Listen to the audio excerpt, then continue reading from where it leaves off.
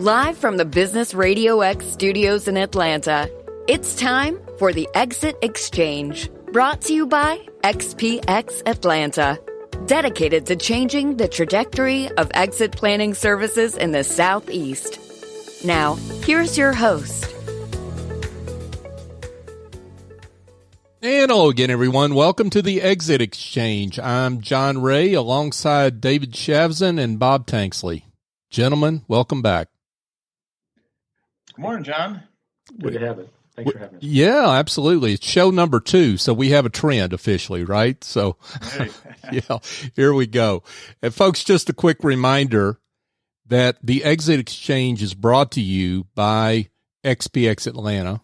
And XPX Atlanta is where our area's best advisors meet and collaborate, share their expertise, and build relationships so they can assemble the best teams to guide their business owner clients through all stages of business growth toward a better, more successful exit.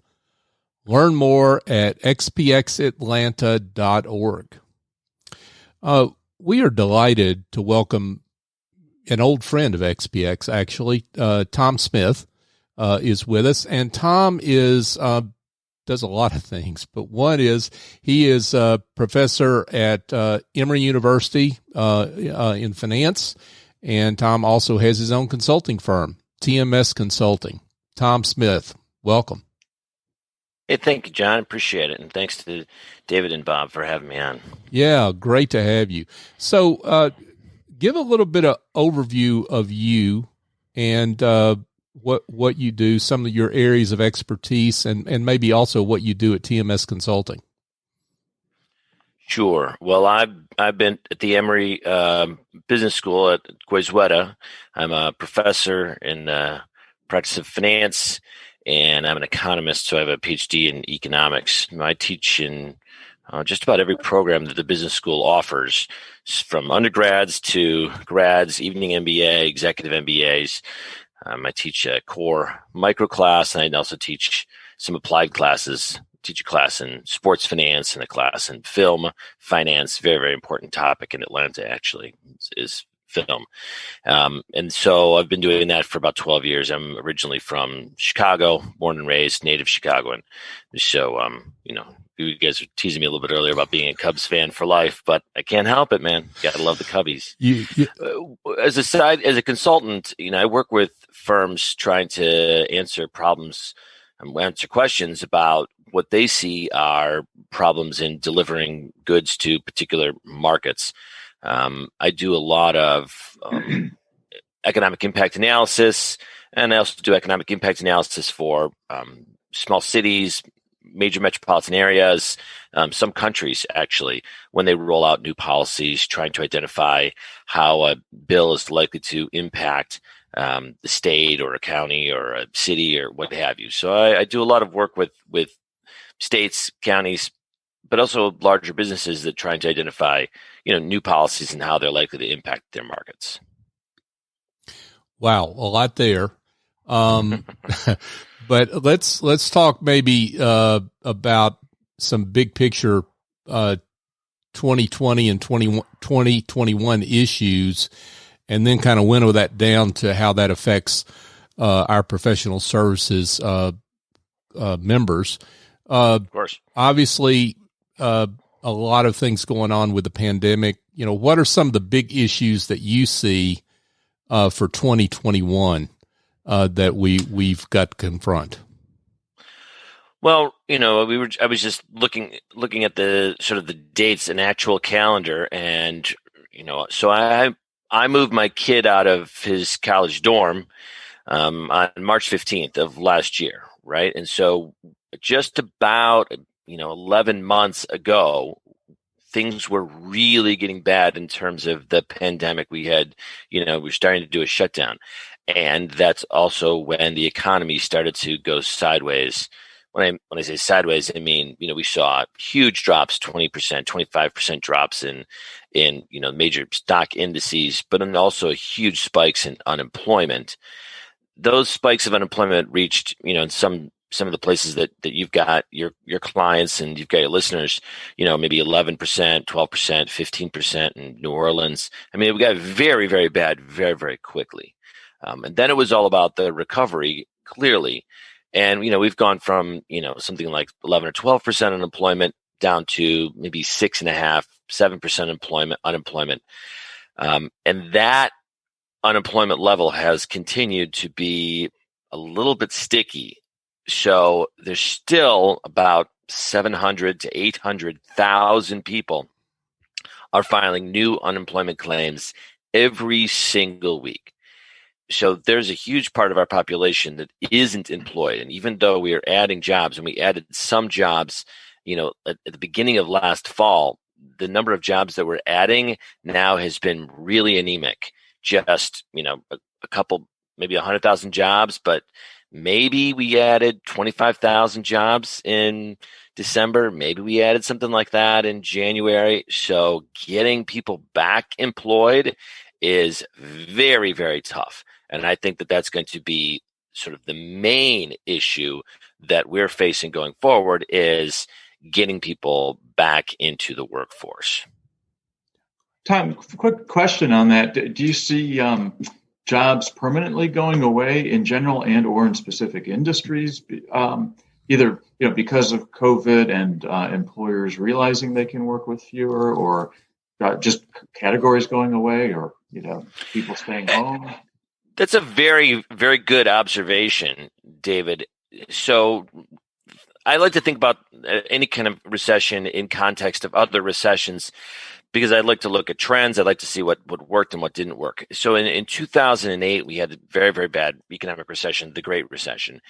And the job recovery was very slow. It was like a dripping faucet, right? Drip, drip, drip, drip, drip. And, years later, we were adding employment, we were adding people back to the workforce, but it just took a long, long, long time. But there was definitely a trend that people were adding. During that time, businesses were saying, look, I got to fire 5 people. David, if I don't fire you, can you do the job of these other 4? And you'd say, yeah, I want to keep my job. And then you'd scramble and keep working. And eventually the firm would say, geez, why did I even need these other 4 people? Right. That is a threat. So we've seen it in the past where businesses say, I can do the same with less, and maybe I can do a little bit less with less, or maybe I don't need everybody. So I end up employing the highest performers.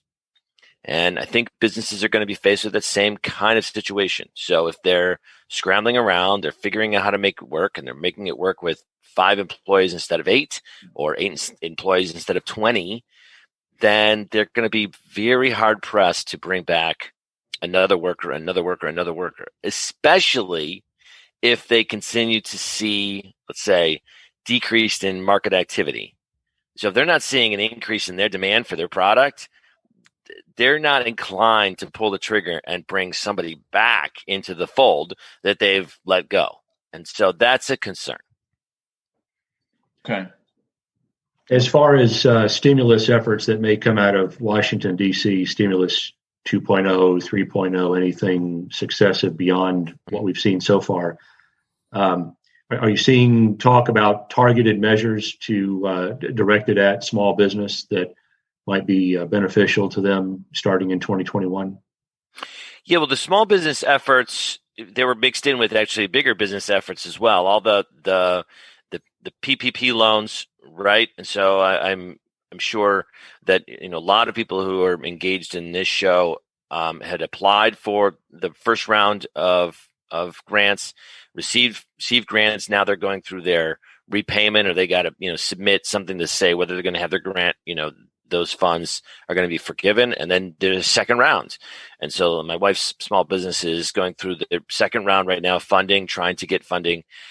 So those stimulus dollars are actually working pretty hard, and they're working pretty hard for small businesses.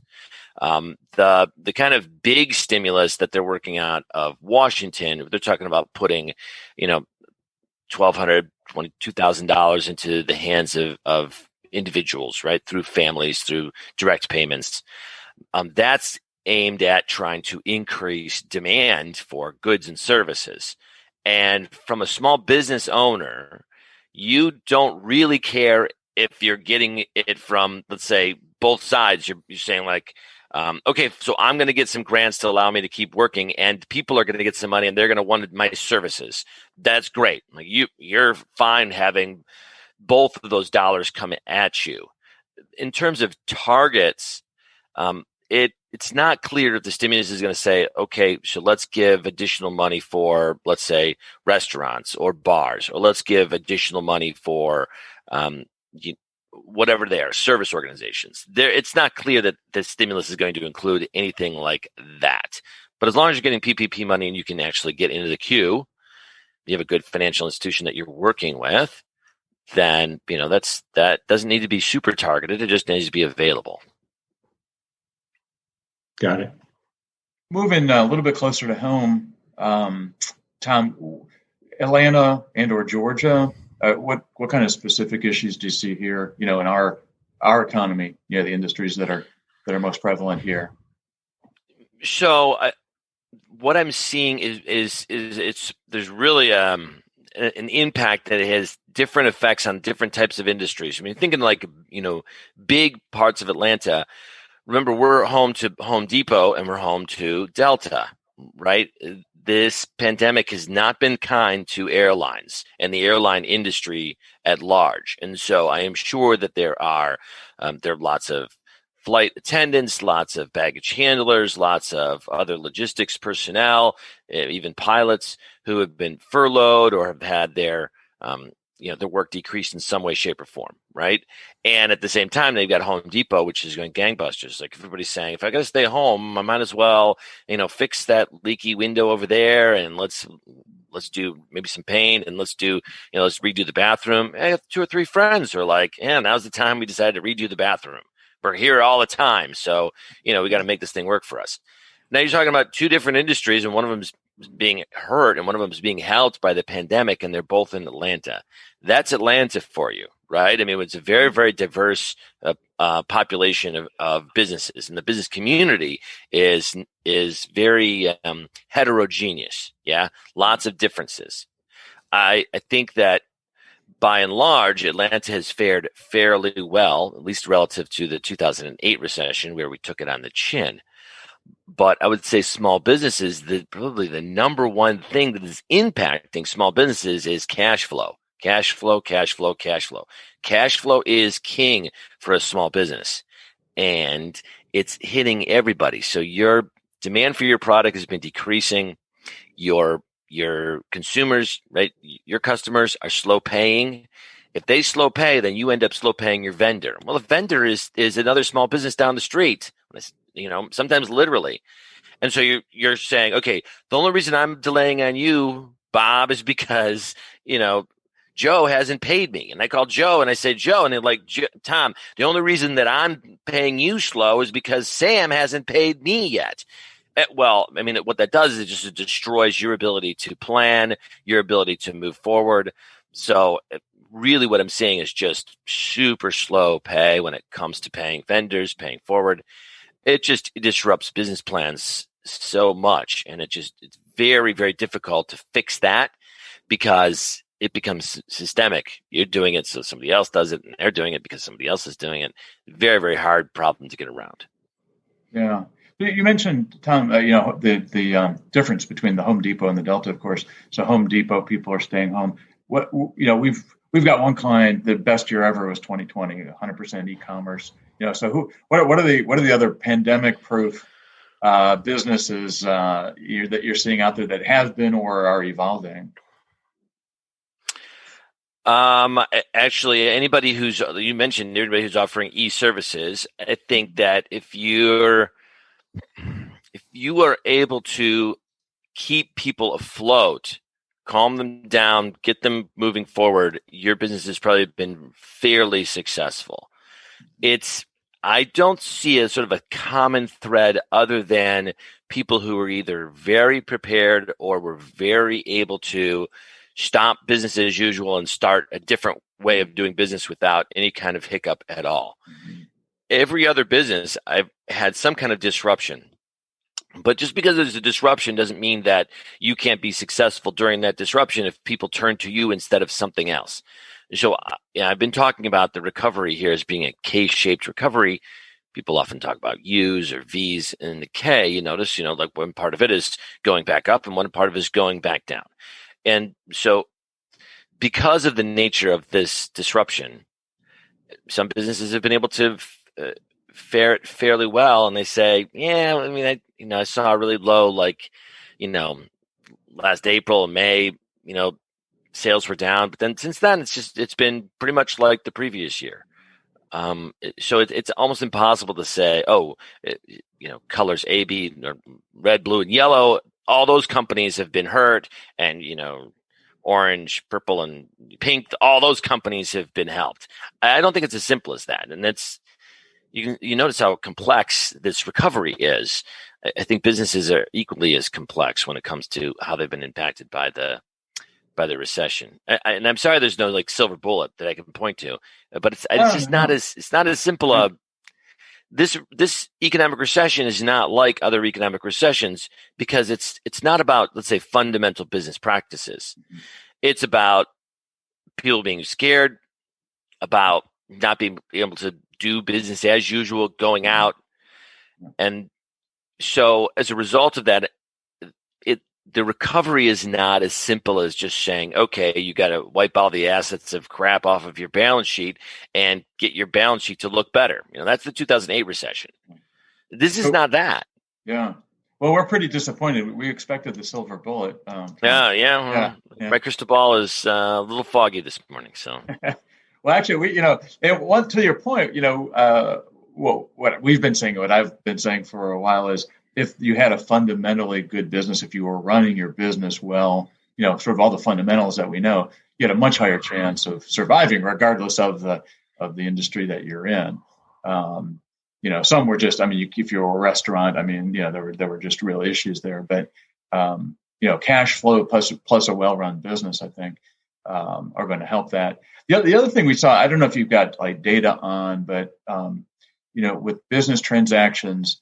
The vast majority of small businesses owners out there is a stunning number of the baby boomers who've been in business for 10 or 20, 30 years. We're seeing a lot of them finally cry uncle and say, all right, I'm done. I'm tired. I want to sell. I don't know if you've seen data yet on that, combination of COVID got hit up with it, whether they still were doing well and surviving or not. We're seeing a lot of them just saying, hey, I want to go and sell. Finally come to terms. Yeah, I haven't seen it. There's not as much data about, okay, what are the ages of principal owners of businesses that are transacting. I have not seen those data. What I have seen and what I've heard anecdotally, really, because it's much harder to track in a quantitative fashion, is that people who are much more flexible, businesses that are much more flexible, or businesses that are run by people who were flexible to say, okay, I can't do it like this. I got to figure out another way to do it. And we're able to do something quickly, have fared much better. That is, and even if you were a bar or a restaurant, if you had some flexibility and you're saying, I'm willing to try new things, I'm willing to do it however it is needs to be done, then you've probably done better than your counterparts who have been more rigid in the way you do business. So you say, no, I'm not going to let this change the way I do business. I'm going to continue to do business in some other fashion, the way I've always done it. Being rigid during this last 12 months, I don't think has paid dividends for anybody, right? Maybe anecdotally there'll be one or two people, but in general, this, you're only able to surf this thing if you can be flexible. Yeah. One example I'm thinking of, I just spoke with an owner, and 2020 was devastating, but they had already had three businesses in one business. So the diversity of that income and that cash flow helped. They still had to turn around, move a lot of things online, but that's what I'm talking about. I think sometimes where fundamentally the business was solid, that plus that pivot to move online and just in some cases just the stamina and that kind of goes back to me. To some of the age issues, the boomers that have been through 9/11, the recession, now COVID, where they were stubborn, are finally, we're seeing some of them finally say, okay, at least I'm going to start to think about how I get out. even if their business is still viable. So that's been interesting. But I mean, think about it from their perspective. I think that they're probably doing what's best for them, where they say, you know what, people are changing how they're transacting so rapidly that I have to have somebody at the helm who is at least tuned in to how, let's say, a millennial or a Gen X or a Gen Z, how it is that they're thinking about, does my business solve some problem for someone else, right? And if I don't have that person who's let's say more tuned in at the helm, then my business is going to fail sooner rather than later. So now it's time for me to either just jump out, or if I've got a kid, a daughter, or a son who can sort of jump in and they're a little bit more flexible, or my kid's got a kid who's more flexible, then maybe I can pass it down to family. But if I don't have those resources at my disposal, then selling it is great. You're like, okay, I was able to weather this, but can I weather the next one? Do I want to weather the next one? It makes a lot of sense that you'd see usually your older clientele decide to hang it up. So I hear that piece of advice basically being hiring a 12-year-old to do your marketing. Is that what you're saying? That's not a terrible idea.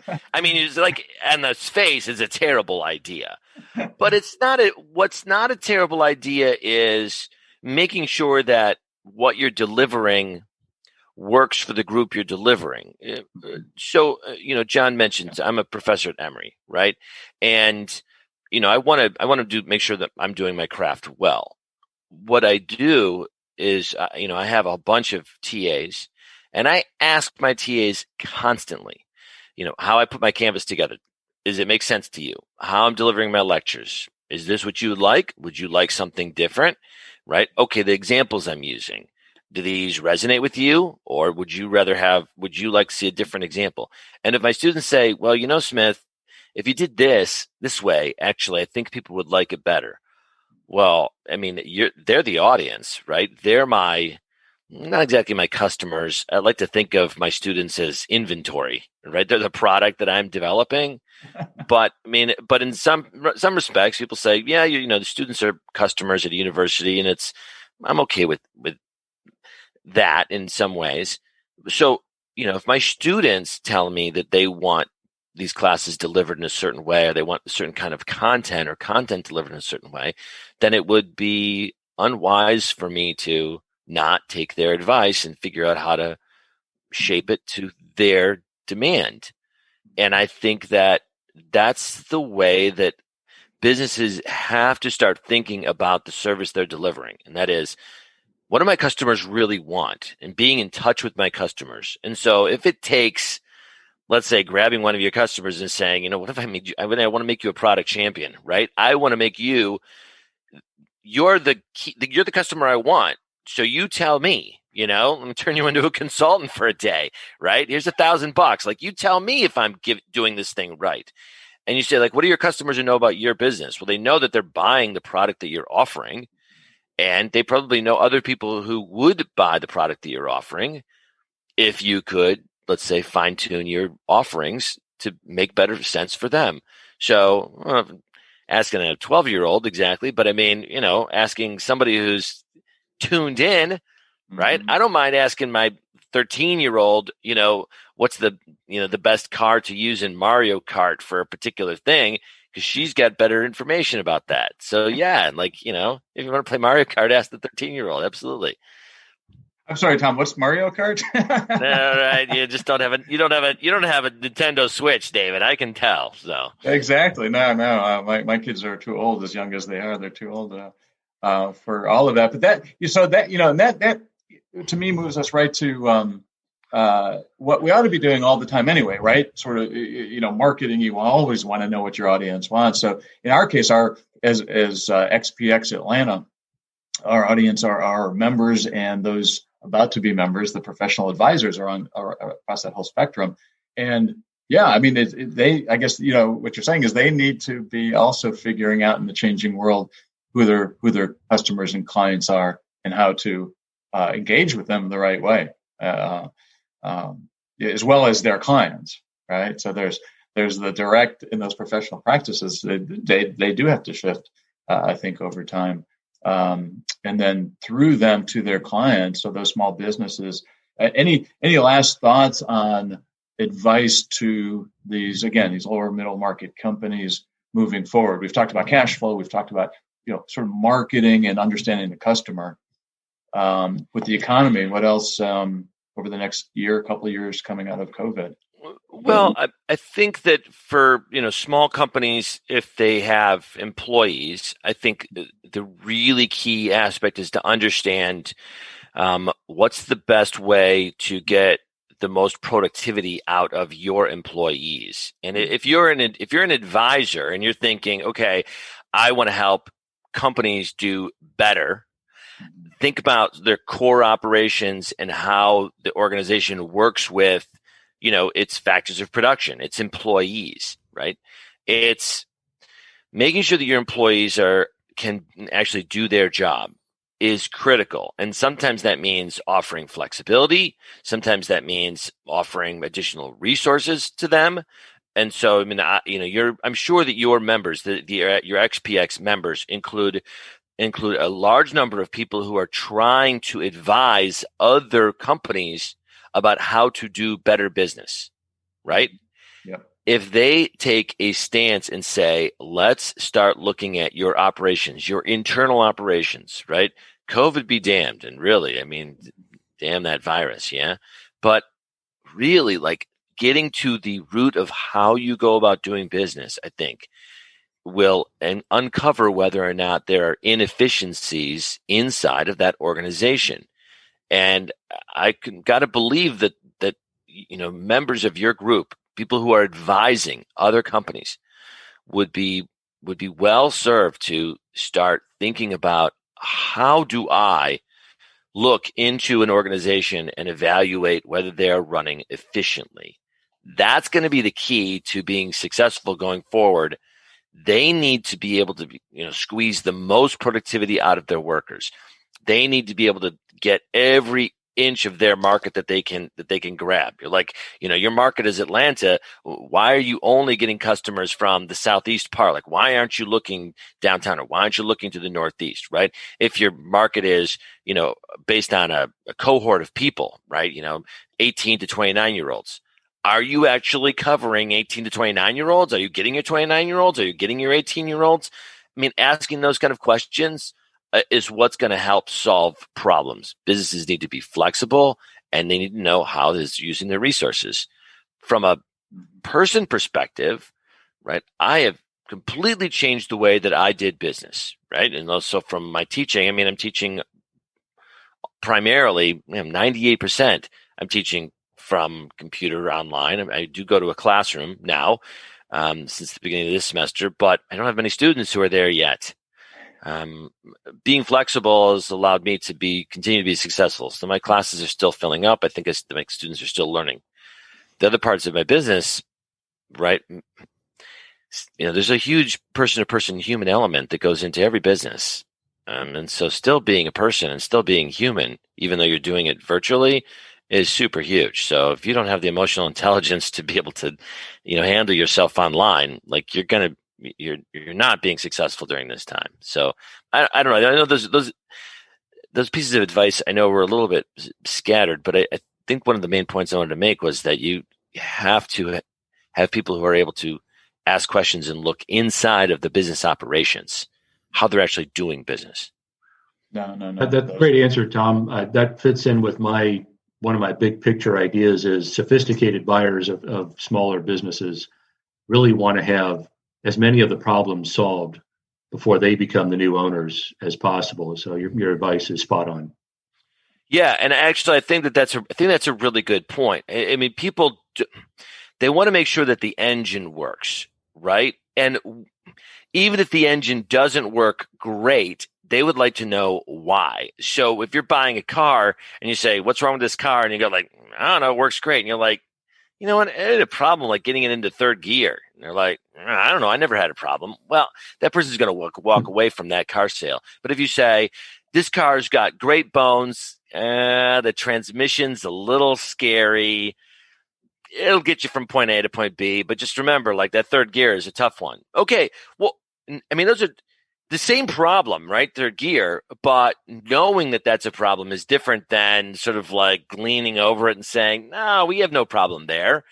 So if you go in and say, you want to buy this business, okay, here's what's right about it, and here's what we just haven't been able to crack this nut, right? Okay, well, we've isolated the nut, like the nut's over here on this shelf, right? We haven't been able to figure out how to crack this nut, but you're smart. We know that you can, and the rest of everything is working okay. So you want to put that nut on this shelf, right? Crack it later, that's great. But I mean, you need to know that that thing is there on that shelf. I was going to say the corollary too with all that is the well-run machine. We talked about cash flow earlier, which means improving profitability, improving cash, and improving value. Therefore, too, I mean, all this goes towards value for that eventual sale, right? So, right, that's the end game. If someone's trying to maximize that sale. So, yeah. Yeah, and I think that people who are buying businesses right now, or thinking about getting into a business, or thinking about getting out of a business, one of the hiccups perhaps will be trying to ferret out, earned revenue versus like PPP grant money revenue. And so you look at the bottom line, you say, okay, so this is the total revenue that I generated, or this is some kind of a net or EBITDA figure, whatever it is that you happen to be. And that might include $100,000 grant from the government last year. Right. And depending on how accountants are putting those numbers together, it might not be clear that that's unearned versus earned. Right. So if you're just looking at, I mean, you got money in the bank and now it's there. So you might not have a credit sales or a cash sales, but you've got money.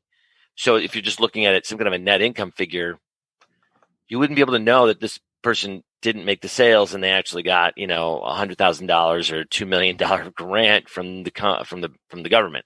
I think when you're actually transacting that business now, you're selling that business, you're going to make sure that you're asking that question. Like, which one of these are credit sales? Which one of these are grants? Which one of these are unearned revenue? Right. So how much money did you really make? Of course, if you're selling, you're like, why should you care? Like, this is how much money we brought in last year. The government just substituted for a bunch of customers in the past. But I could imagine if people are saying, no, I want to transact this thing at 2.5 times earned revenue, then your business valuation might go down. Excellent. New reality. Thanks, Tom. Yeah. Tom, this has been great. I would imagine after what you've had to say, there are going to be folks that want to get in touch with you. So let's give them a way to do that. How can they do that? Sure. Well, I mean, you send me an email. I'm at tsmith@tmsconsultinginc.com. If it bounces back, you left off the ink. I'm on LinkedIn, of course.